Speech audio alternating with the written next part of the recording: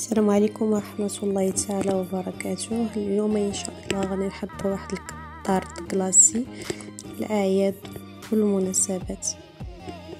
للتحضير ان شاء الله كنحتاجو 2 وراق ديال الجيلاتين وربعة ديال الفريز، كاس الا ربع ديال السديده.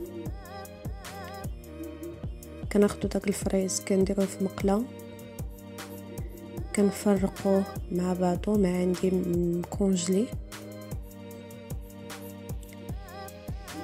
كنبقاو نحركوه حتى كيدبال، حتى كيطيح في المقله. عاد كنزيدو ليه السكر. من بعد ما كيطيب كنديروه في ميكسور وكنطحنوه وكنردوه عاود لديك المقله.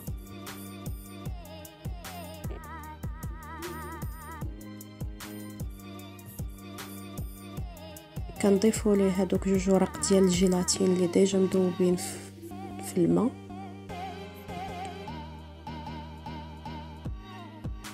وكنبقاو نحركو حتى كيذوب داك الجيلاتين في هذاك الكولي ديال الفريز.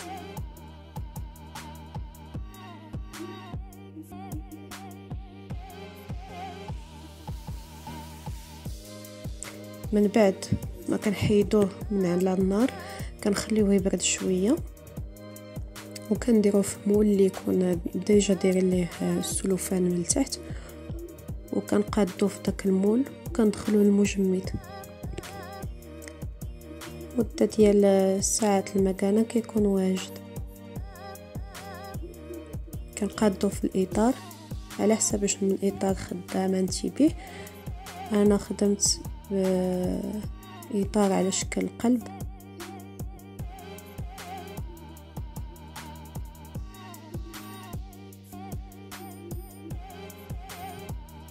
كندخلو المجمد. ندوزو نصايبو اللوز كونكاسي. كنديرو السنيده في المقله، كنخلوه حتى كتولي كراميل. عاد كنضيفوا ليه داك اللوز، كنبقاو نحركو حتى كيتلبس هذاك الكراميل باللوز. كنحركو مزيان باش كيطيب هذاك اللوز وسط داك الكراميل.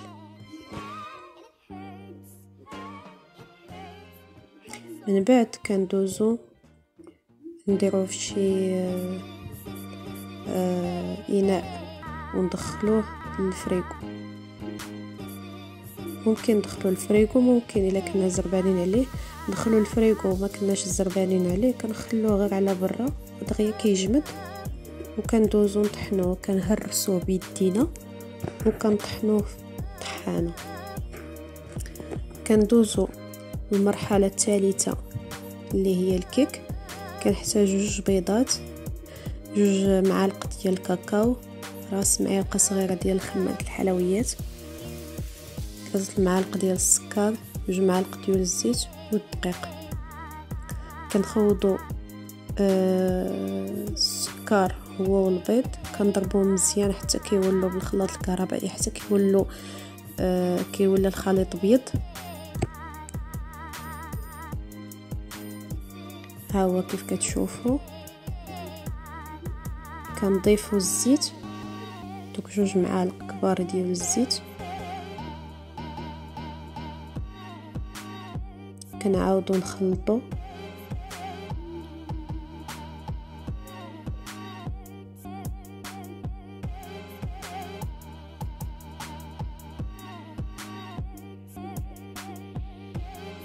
كنخلطو مزيان هذاك الخليط. من بعد كتشوفوا القوام ديالو كيف كيجي. من بعد كندوزو نغربلو الكاكاو باش ما يكونوش فيه الحبيبات، هو راس معلقه صغيره ديال خماط الحلويات.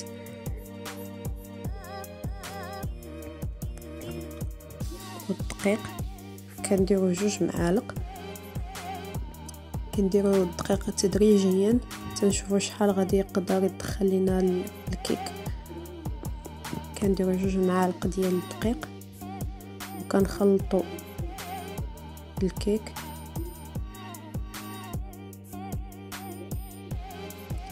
كنخلطوا من الاعلى الى الاسفل باش داك البيض ما يطيحش. وكنديروا كنبقاو غاديين بنفس الطريقه ديال من الاعلى للاسفل باش ما يطيحش هذاك البيض. كنزيدوا معلقه ثالثه ديال الدقيق.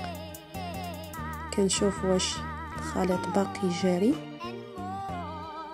كنزيد المعلقه الرابعه.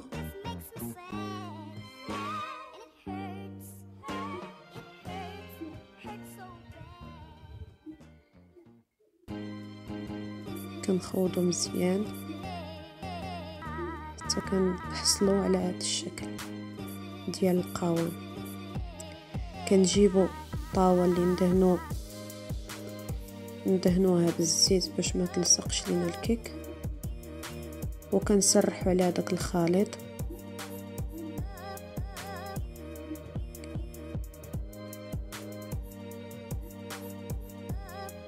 كنسرحوا كنضيفوا له شويه ديال الشوكولاط، الحبيبات ديال الشوكولاط، كندخلوا الفران. كندوزو نحضروا الكريمه. كنحتاجوا كاس ديال السكر و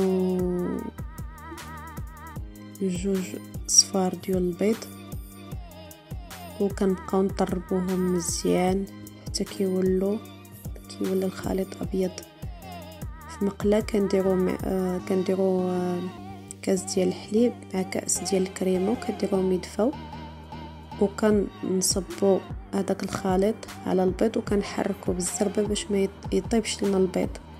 من بعد كنردوهم كاملين الكاسرونه وكنحركوا مزيان، وكنزيدوا الشوكولاط الابيض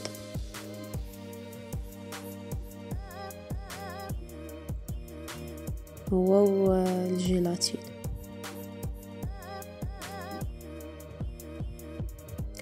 كندوزو ناخدو 70 غرام ديال الفويتين على 70 غرام ديال هذاك اللوز اللي كونكاسي اللي صوبنا. كندوبو الشوكولاط وكنضيفوا ليه هذاك الفويتين هو اللوز كونكاسي. كناخدو الكيك ديالنا كنصبو فوق هذا الخليط، هاد الطبقه المقرمشه، وكنضغطوا عليها مزيان باش تشد في المول، وكندخلوها المجمد مده ديال نص ساعه غير بما يشد هذيك الطبقه المقرمشه تشد في راسها. من بعد كناخدو 2 كيسان وربع ديال الكريمه السائله، كنطلعوها مزيان، كنطلعوهاش للدرجه ديال كتولي بحال بنا نخدموا بها الطاقط من الفوق. هذه كنخلوها شويه سائله. كنزيدوا لها داك الخليط اللي صوبنا، كنبقاو نزيدوه شويه بشويه.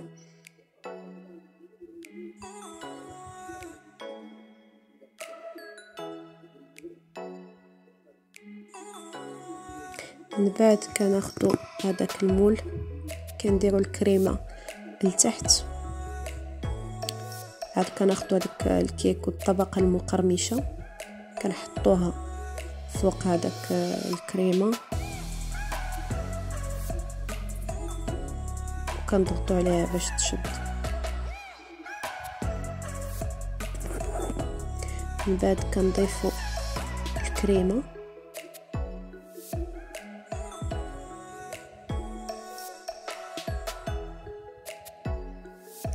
من بعد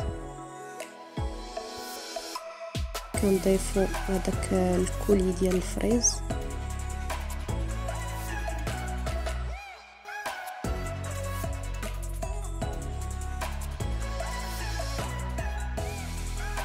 كنقادوه مزيان باش يشد حتى هو في الكريمه.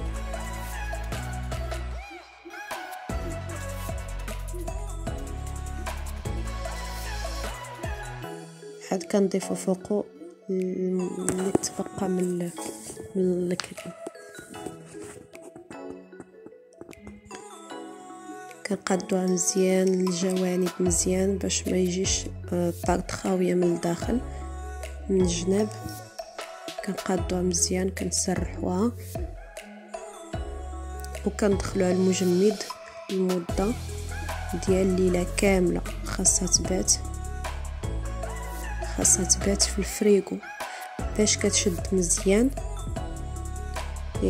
ملي نجو نخويو عليها الكلاصاج تكون عاقده وشاده في راسها ما تذوبش. كنديروا لها السلوفان مزيان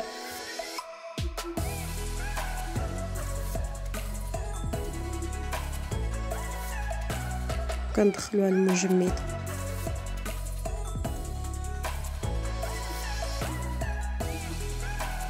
ها هي على هذا الشكل كندخلوها المجمد. كندوزو للكلاصاج كنحتاجو فيه 2 معالق الزيت، الشوكولات، نكهه ديال الفريز